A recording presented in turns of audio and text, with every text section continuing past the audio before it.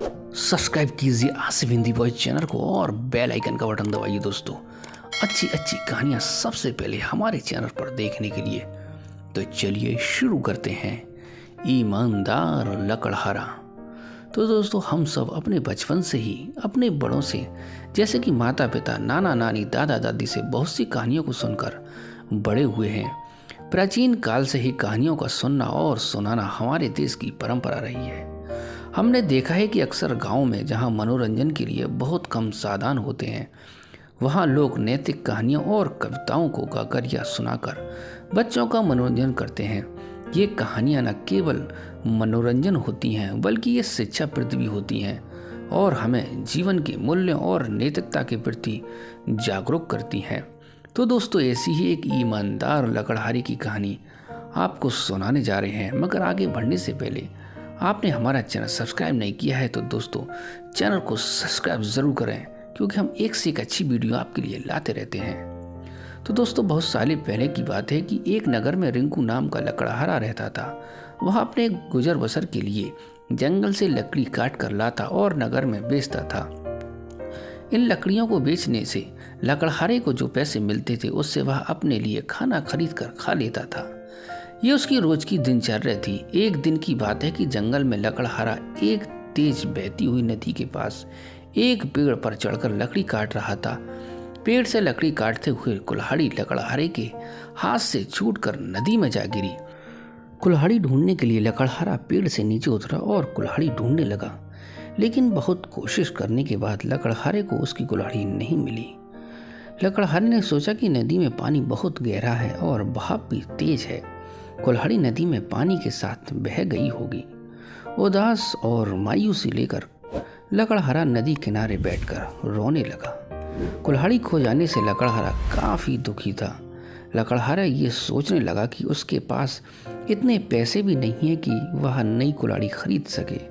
जब लकड़हारा दुखी होकर नदी किनारे बैठा हुआ था, तब नदी से एक देवता जैसे मनुष्य प्रकट हुए और उन्होंने लकड़हारे को आवाज़ लगाई। देवता ने लकड़हारे से पूछा कि तुम इतने क्यों दुखी हो और तुम रो क्यों रहे हो। देवता के पूछने पर अपनी कुल्हाड़ी खोने की पूरी कहानी बताई। लकड़हारे की बात सुनकर देवता ने कहा कि मैं तुम्हारे लिए कुल्हाड़ी ढूंढ कर लाऊंगा। ये बात कहकर देवता ने लकड़हारे को उसकी मदद का भरोसा दिलाया। इसके बाद देवता नदी में समा गए और कुछ देर के बाद नदी से बाहर निकले। लकड़हारे ने देखा कि देवता के हाथ में 3 तरह की कुल्हाड़ियां हैं। पहली कुल्हाड़ी को दिखाकर, जो सोने की बनी हुई थी, देवता ने लकड़हारे से पूछा कि बताओ, क्या ये कुल्हाड़ी तुम्हारी है। लकड़हारे ने जवाब दिया कि नहीं भगवान, ये सोने की कुल्हाड़ी मेरी नहीं। इसके बाद देवता ने चांदी की कुल्हाड़ी को दिखाते हुए पूछा कि ये कुल्हाड़ी तुम्हारी है। कुल्हाड़ी को दिखाते हुए पूछा कि ये कुल्हाड़ी तुम्हारी है। लकड़हारे ने फिर भी जवाब नहीं दिया, भगवान ये कुल्हाड़ी मेरी नहीं है। इसके बाद लकड़ी से बनी कुल्हाड़ी को दिखाते हुए देवता ने वही सवाल दोबारा किया। इस बार लकड़हारे ने जवाब दिया कि जी हाँ, ये लकड़ी से बनी कुल्हाड़ी मेरी है। इसी से मैं पेड़ पर बैठकर लकड़ी काट रहा था। लकड़ी काटते समय ये मेरे हाथ से छूटकर नदी में गिर गई थी। देवता के द्वारा लकड़हारे की ईमानदारी को देखकर बहुत अधिक खुश हुए। देवता ने कहा कि रिंकू, यदि तुम्हारी जगह कोई और होता तो वह लालच में आकर सोने या चांदी की कुल्हाड़ी ले लेता, लेकिन तुमने ऐसा नहीं किया। हम तुम्हारी ईमानदारी से बहुत अधिक खुश हुए हैं। तुमने ईमानदारी और सच्चे मन से मेरे द्वारा पूछे गए सभी सवालों के जवाब दिए हैं। मैं तुम्हें गिफ्ट के तौर पर ये तीनों कुल्हाड़ी भेंट करता हूँ। तुम ये तीनों कुल्हाड़ी भेंट के रूप में अपने पास रख लो। लकड़हारा तीनों कुल्हाड़ी लेकर बहुत खुश था। वह तीनों कुल्हाड़ी लेकर अपने घर चला गया। तो दोस्तों, लकड़हारे की कहानी से हमें ये सीख मिलती है कि कभी भी जीवन में ईमानदारी का साथ नहीं छोड़ना चाहिए।